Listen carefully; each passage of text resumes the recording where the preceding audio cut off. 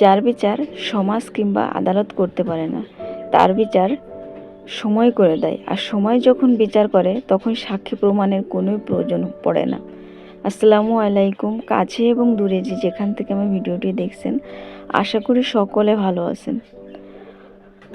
আলহামদুলিল্লাহ, আমরাও ভালো আছি। আজও একটি নতুন ব্লগ ভিডিওতে আপনাদের জানাই অনেক অনেক ওয়েলকাম।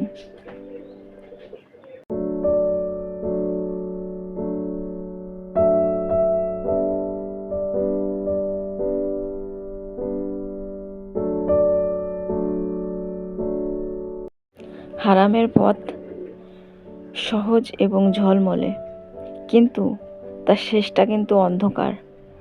আর হালালের পথ হয়তোবা একটু কঠিন, কিন্তু তাতে রয়েছে আল্লাহর অনেক রহমত এবং অনেক বরকত। এখানে দেখেন সকালবেলা ঘুম থেকে উঠেই নামাজ কালাম আদায় করে সংসারে অনেক কাজই গুছিয়ে নিলাম। নিয়ে আকাশটা দেখেন কত মেঘলা করে আসছে। এখন অন্যান্য কাজ করে যে বিছানাটা গুছিয়ে নিচ্ছে। আজকে বিছানার চাদরটা বদলে দেব। আমি বিছানার চাদর এমনিতেই দেখে 1 সপ্তাহ 15 দিনের মধ্যে আর কি বদলে দিই, তেমন ওটা ময়লা হয় না। তারপরেও আমার জানি একই বিছানায় মানে বেশি দিন মানে ব্যবহার করতে ভালো লাগে না, এই জন্য আর কি বিছানার চাদরটা একটু ঘন ঘনাই চেঞ্জ করে দিই। আর কিছুদিন আগে এই বালিশের কাভার কয়টা কেচে দিয়েছিলাম, এই জন্য আর চেঞ্জ করলাম না।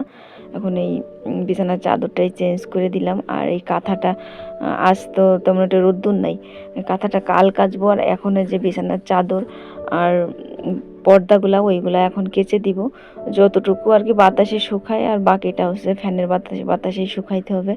এখন এই যে অনেকদিন পর্দাগুলো কাচা হয় না, তো পর্দাগুলো আজ কেচে দিব। রোদ্দুরের তো কোনো নামগন্ধ নাই, দেখি রোদ্দুর ওঠে কিনা। যতটুকু ওঠে আর যতটুকু বাহিরের বাতাস হয় ততটুকুই শুকাবে। আর পর্দাগুলো অল্প অল্প আর কি পানিটা ঝরে গেলে অল্প অল্প শুকিয়ে গেলেই টানিয়ে দিলেই আর কি শুকিয়ে যাবে।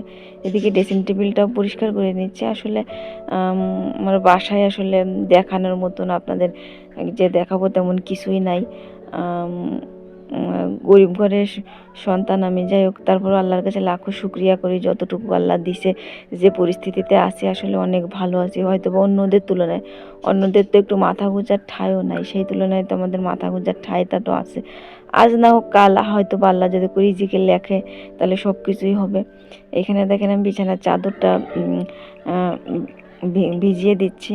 এটা কিছু সময় ভিজার পর তারপর কেচে দিব।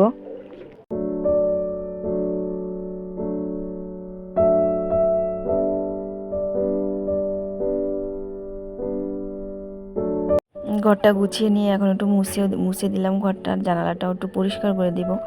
আসলে 2 দিন পর পরই আসলে মানে কেমন জানি সব ময়লা হয়ে যায়, তাই ঘন ঘন পরিষ্কার না করলে কেমন একটা হয়ে যায়। এরকম আমাদের ঘর বাড়ির অবস্থা আসলে তেমন একটা ভালো না। যাই হোক যতটুকু আছে ততটুকুই আপনাদের সামনে উপস্থাপনা করি। যাই হোক ক্ষমা সুন্দর দৃষ্টিতে দেখবেন কোনো ভুল ত্রুটি হয়ে থাকলে। আর এখানে দেখেন আমার বিড়ালের বাচ্চাটার গায়ে জানি কে মেহেদি না কে জানি লাগিয়ে দিছে। বাইরে একটু গেলে ওই বাচ্চা কাচ্চারা নিয়ে আর কি টানাটানি করে।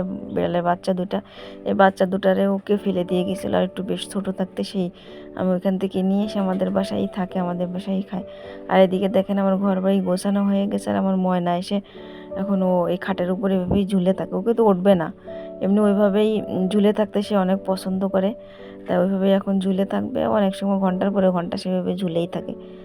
আর যখন খাওয়ার টাইম হয়, তারপর প্রস্রাব পায়খানার দরকার হয়, তখন বাইরে বের হয়। শুধু আমার ঘরে থাকে না, আমার আম্মুর ঘরেও থাকে, মানে সব কিছু মিলায় এসে থাকে। এখানে তার ফ্যান চালিয়ে দিছি।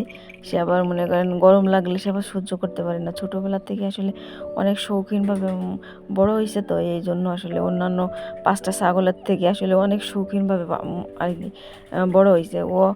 আমি তো মনে করি ও আমার ফ্যামিলির একটা সদস্য, ঠিক আছে। আর ওর প্রতি যে এত মায়া এত মহব্বত তা বলে বোঝাইতে পারবো না। আমার প্রত্যেকটা পশুর প্রাণীর প্রতি মায়া মহব্বত, কিন্তু আমার ময়নার প্রতি একটু জানি বেশি।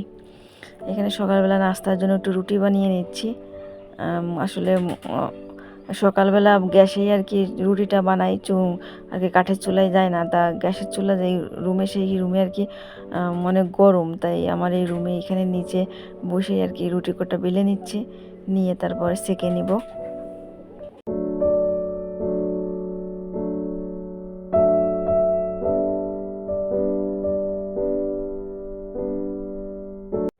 জীবন আসলে মানুষকে অনেক কিছুই শেখায়। আমরা এক একটা ভুলের মাধ্যমে এক একটা শিক্ষা পাই।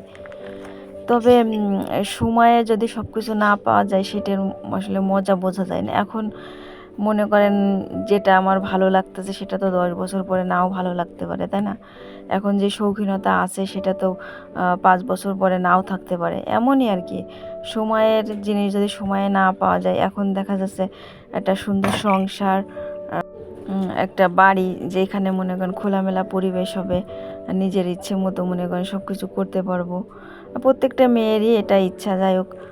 কিন্তু সেটা যদি সময়ে না পাওয়া যায়, আসলে দেখা যাচ্ছে এখন কিছু নাই, এখন অনেক শৌখিনতা আসতেছে, অনেক কিছু ভালো লাগে, কিন্তু যখন দেখা যাচ্ছে অনেক কিছু হবে, হয়তো বা আল্লাহ কপালে লেখে, তো তখন দেখা যাচ্ছে তখন আর ভালো লাগবে না।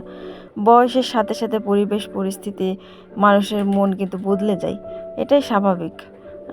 এটাই হয়ে আসতেছে। এদিকে দেখেন, আম আমার এই যে রুটিগুলা বানানো হয়ে গেল, আর ওইদিকে আমার একটা বিড়ালের বাচ্চা, ও প্রায় কী করে, ও ওই চালের উপরে উঠে যায়, যে এবার না ওঠার সময় উঠতে পারে কিন্তু নামতে পারে না। ওঠার সময় যে কোন পাশ থেকে ওঠে তা আমি আসলে জানি না, আর নামার সময় নামতে পারে না। ও এবার দেখলেই ডাকাডাকি করে, ওকে নামিয়ে দাও।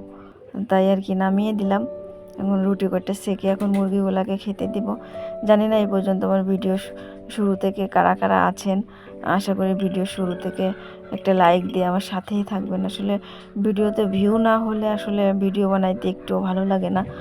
আর আসলে ইউটিউবে আসছি অনেক স্বপ্ন নিয়ে, জানি না স্বপ্ন পূরণ হবে কি না, আল্লাহ ভরসা, দেখা যাক। এখানে দেখেন কোয়েল পাখিগুলোকে খেতে দিয়ে দিলাম, আর আমি আমার মুরগির ঘরে আসার সাথে সাথে প্রাকৃতিক যে পাখিগুলো আছে ওদেরকেও খেতে দিই। তা ওরাও আশেপাশে মনে করেন মানে ছুটাছুটি করে, তাই ওদেরকেও কিছু খেতে দিলাম। আমার মুরগির ঘরে চালের পরে খেতে দিলে অনেক পাখি আসে। আর এদিকে দেখেন আমার লালু, এদের ৩টে বাচ্চা হয়েছিল, তাই ২টা মারা গেছে, আর টেরাকে মেরে দিয়েছিল, পিছনের মানে পাটায় হাঁটতে পারে না। তা যতটুকু ট্রিটমেন্ট করার দরকার করছে, আল্লাহর রহমতে অনেকটা ভালো। যাই হোক, সকলে ভালো থাকবেন, সুস্থ থাকবেন, আমার জন্য দোয়া করবেন। আসসালামু আলাইকুম।